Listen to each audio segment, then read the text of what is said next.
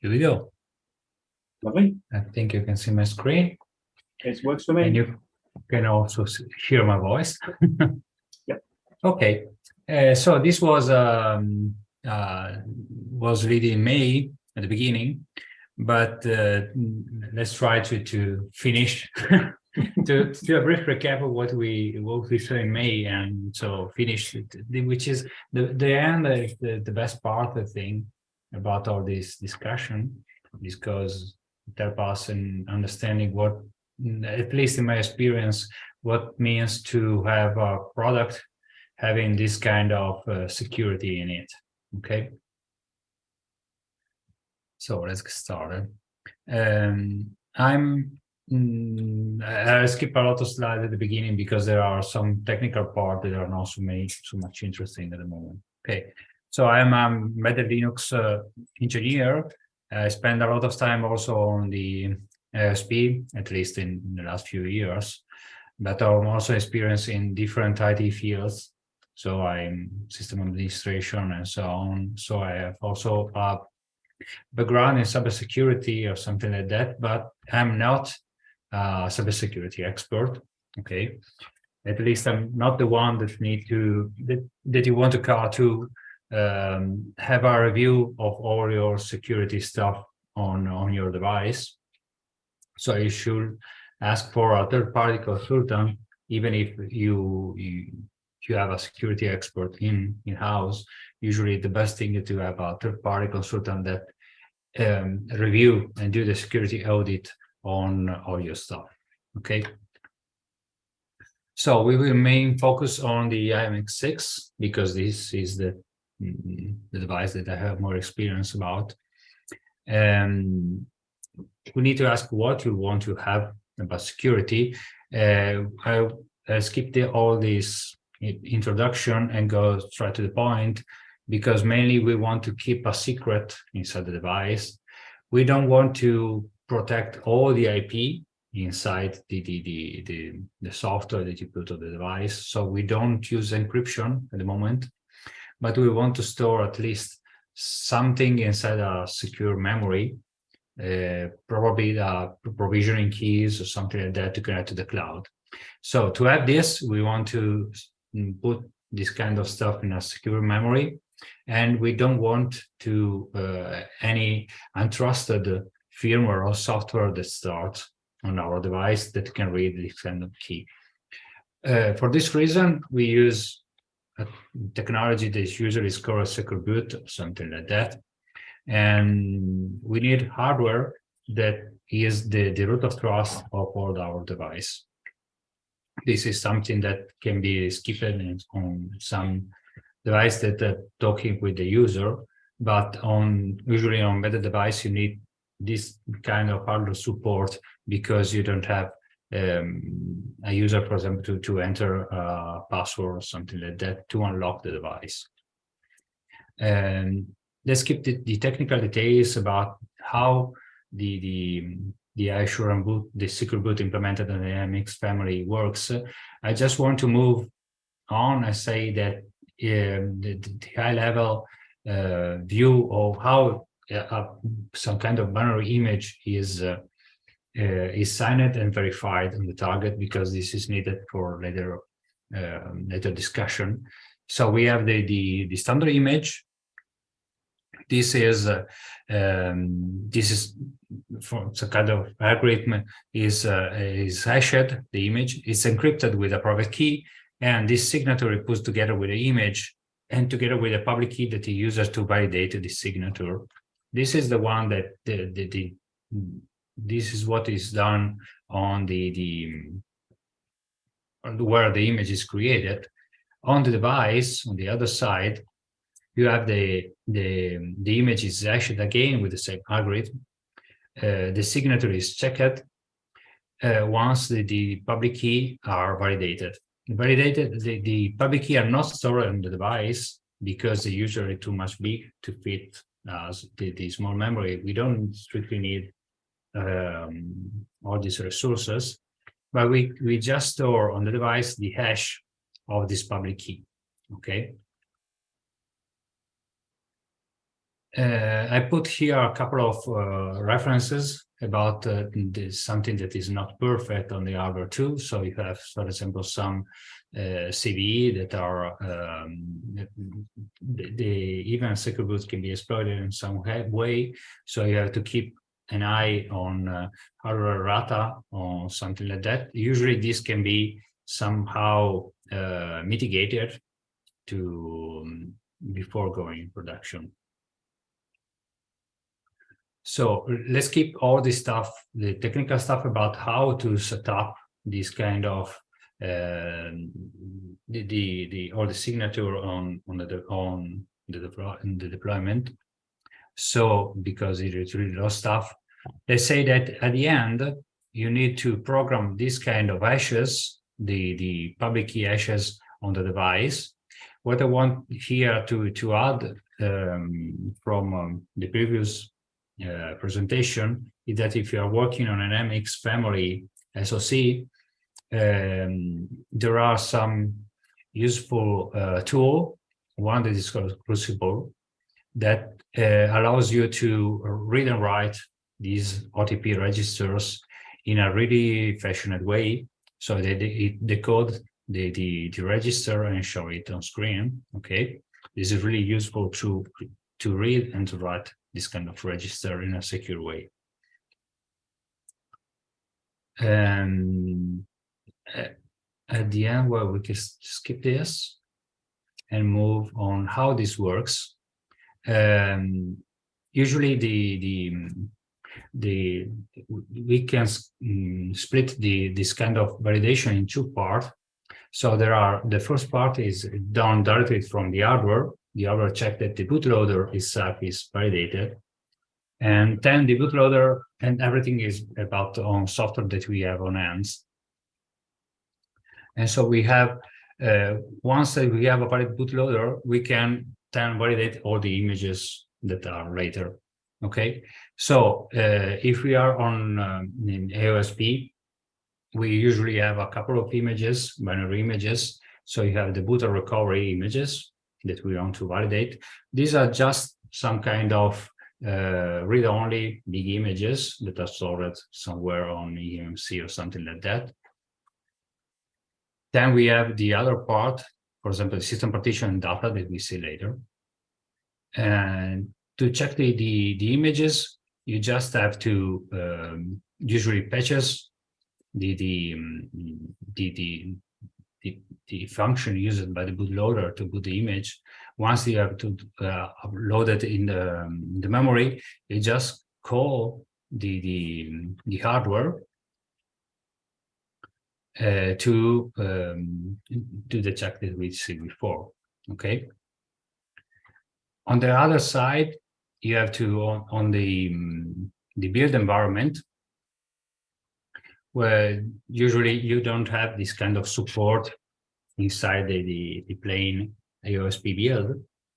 So what I did here is just to put together when you create the boot and recovery image, I just patch the build system to sign the image, usually using the tool provided by the silicon vendor, and then just replace the original image with really the same name. So all the rest of the system, for example, there are, after creating boot and recovery image, you have all the OTA generation that will take care of the same images, okay? Once we have running the boot image, then we have to validate the rest of the system. The system partition is usually read-only on an on-field device, on a user build. So you usually on Android device, this is done with the mVerity. The mVerity is validated because the signature, the root signature of the mVerity is inside the boot image itself. So once we have validated the boot image from the bootloader itself and that is running, we also have validated the root signature of the variety and the system partition. The last partition, they need to be validated, but this cannot be done, at least for without using encryption, is the data partition.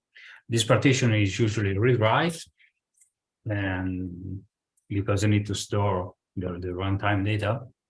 And this cannot be protected only using this kind of chain of trust, but we need some additional feature like encryption, which is out of scope at the moment. And so we, for example, we need to store, as if you recall from the beginning, what we wanted here is to store some kind of key, some kind of private key. And so we don't choose to store it on the data partition, but to store it on the SOC OTP again. Okay. So we end all the root of trust because we can start and securely store this kind of things. Okay. So this is enough for what you have for a product, but you need to do some additional stuff. This works well on the field, but you also have to take care about continue developing the product. So you have to at least be prepared to have two kind of devices. One that is the key that are provided for the field, and the other for the developing. So you have to put together two kind of area. Okay, and while in the production field, you don't have too much security for this kind of stuff because you have the SR key, so the hash that is stored on the device, and all the binary images are public. Okay, so you need too much security on it. On the other side, the API key, so the private stuff that you have to put on the device, and where the image is generated, this is the private part that need to be secured. Usually API keys are directly generated and stored on the device itself once it's secured. Okay, this is the best way to do this kind of stuff. And the last thing that you have to care about when creating a product is what to do about the repairing, because this can be happen in a different way. The device can be damaged on field, so we want to repair it. It can also be because it has been wrongly updated or wrongly configured on field, something like that. So you just need to reprogram it probably, or just for example, after repairing, you have to retest it before putting again on field. But usually this kind of testing cannot be done with a final application. You need to run a specific software that need low-level access to validate the hardware. Okay, so we need a way to unlock the device, loading probably an ad hoc firmware to check that the hardware is working well before putting again on the field. Usually, all mobile Android devices can be unlocked in some way, but this is usually persistent, and because unlocking a mobile device most of the time void the warranty, and so you cannot come back and have a secure device again. This is not our use case. We want that the device can be unlocked, repaired, tested, and put back on the field. And so there are a couple of ways to do this. One is to use, for example, an unlocker device, an unlocker hardware device. So you can provide a secure firmware that is loaded on the device that need to be unlocked. The device send this kind of a specific challenge to this secure external hardware device, the unlocker send this challenge to a cloud service, usually, where someone can enable a specific device to be unlocked. For example, because this specific device has been gone to service, so the service people can take the device on the cloud and say that this can be unlocked safely.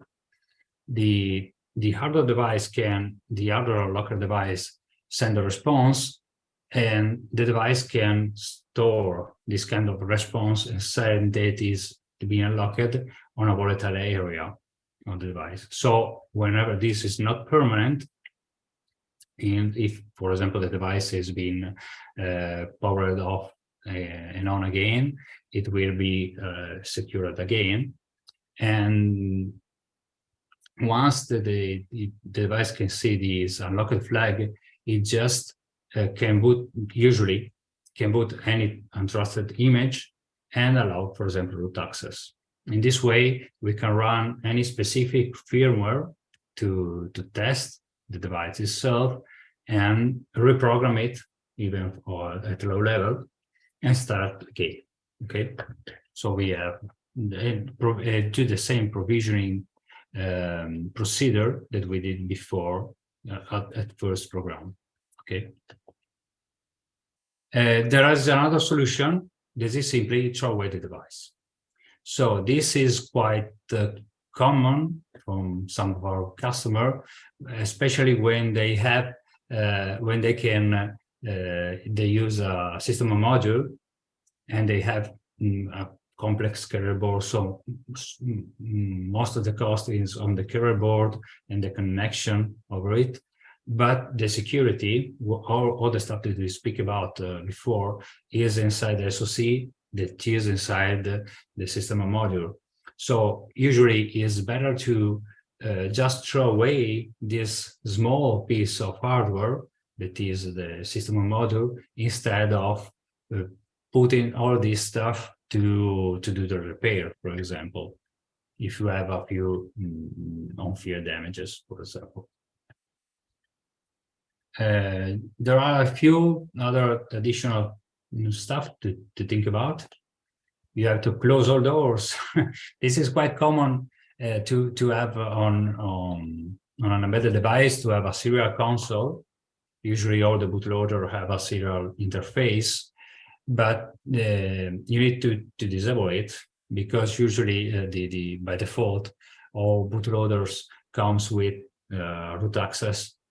So completely shut down the serial console is good, but usually, especially on the first device that goes on field, it's usually good to have some kind of feedback and some kind of information about how the device is working. And so just disabling only the receiving part of the serial console is enough, not to allow the interaction with the device, but to allow to print some useful information about how the device is booting and so on. However, keep in mind that even by looking at the boot console, someone can see what software is running on, and so this may leak information. Okay, and if you're using U-boot, keeping in mind that U-boot environment is really hard to protect, because it's usually, when it's needed, it's in read-write, so you don't have some way to just validate it with a public key. And so you have to do some kind of encryption that is really hard. At least I've never seen a U-boot environment with encryption. So the best way, usually, I suggest to remove it completely and have, for example, an additional storage, some persistent register, some EEPROM or something like that, that can be used to parameterize booting. Okay, so you don't have to worry about the environment. Always use a default environment that can be maybe can be changed some way, but this cannot be written or updated on field. Another port that usually needs to be shut down, and most people forget about it, is the JTAG port. Whenever this is really useful for hardware debugging and repairing, but for sure it lead to even better than root access to the device, and so full inspection of all the hardware. And on some hardware, it can be usually this can be fused to be completely disabled, but can also be enabled with a password or passkey or something like that. This can be a good option to allow for repairing and inspection on field, for example. So one last thing, from the high level point of view from Android, you need to disable or protect, for example, the settings, ADB, and so on, and reduce at least the attack surface, so removing everything that can be possible removed from the various piece of software. And there is a lot of stuff in Android that is by default put it together inside the system image, for example. All these things, however, need to be somehow enabled, because having access to settings or having access to ADB is quite useful to investigate how the device is working on field. And so what I suggest here is to have some kind of vector, at least for the first few devices that go on field, or that can be deployed on a pre-production or something like that, so it can be inspected heavily. Okay, and maybe something that can be enabled from U-boot environment or some kind of flags that you put in a configuration. Okay, I put some additional reference here. So I suggest you to take a look at AAC62443. That is really useful, not only for, this is not specific for either Linux or Android devices, is for just for security on from the software and other point of view. There are really some useful things about it, okay? And on our website, we also have some kind of white paper about how to use secure boot on for example, on our hardware. Okay, and there are some additional links about how Android use verified boot and so on. Okay, so that's all. Thank you.